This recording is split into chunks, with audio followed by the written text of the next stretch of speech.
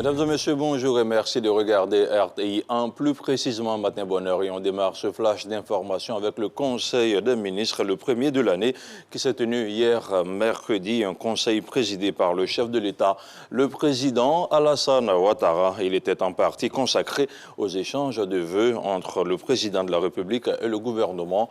Un reportage d'Awa Touré. Présidé par le chef de l'État, le président de la République Alassane Ouattara, le Conseil des ministres, ce mercredi 4 janvier 2023, le premier de l'année, a été marqué par des échanges de vœux. Le Premier ministre Patrick Achi a, au nom de l'ensemble des membres du gouvernement, souhaité au chef de l'État, à son épouse et aux membres de sa famille une très belle, sainte et heureuse année 2023, avant de réitérer la détermination du gouvernement à continuer d'œuvrer à l'amélioration des conditions de vie des populations. Excellence, Monsieur le Président de la République, en ce jour particulier qui marque le premier Conseil des ministres de l'année 2023, je ressens, avec l'ensemble des membres du gouvernement, un grand honneur et une immense responsabilité.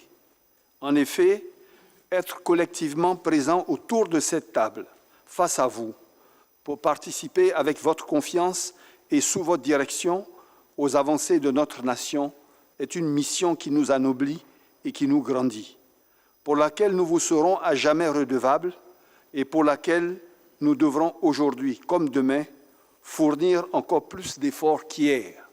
Nous prions Dieu afin qu'il continue de vous accorder sa grâce infinie et ses bénédictions, pour vous permettre de poursuivre avec toujours autant de détermination, de lucidité et de succès votre action de transformation et de modernisation de la Côte d'Ivoire. En effet, face au contexte mondial d'une grande exigence, perturbant partout les écosystèmes, sous votre autorité, nous avons su réagir en temps et en heure pour préserver le pouvoir d'achat de nos compatriotes, accompagner notre secteur privé et atténuer les effets de ces crises sur notre économie.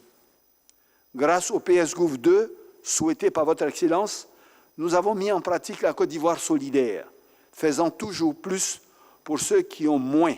En retour, le président de la République a adressé ses meilleurs vœux pour l'année 2023 aux membres du gouvernement et les a encouragés à poursuivre les efforts déployés en 2022 par le gouvernement. Monsieur le Premier ministre, je me félicite tout particulièrement de l'engagement du gouvernement que vous venez de me renouveler à travailler sans relâche pour la réalisation d'une Côte d'Ivoire solidaire, dont l'objectif est de continuer d'améliorer les conditions de vie de nos concitoyens.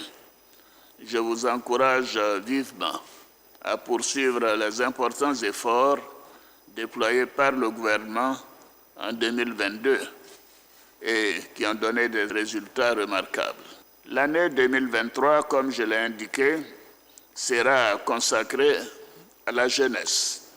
Le dispositif de formation et d'employabilité des jeunes doit être renforcé pour plus de productivité à travers l'encadrement, la digitalisation, le financement des projets et l'accès au marché public.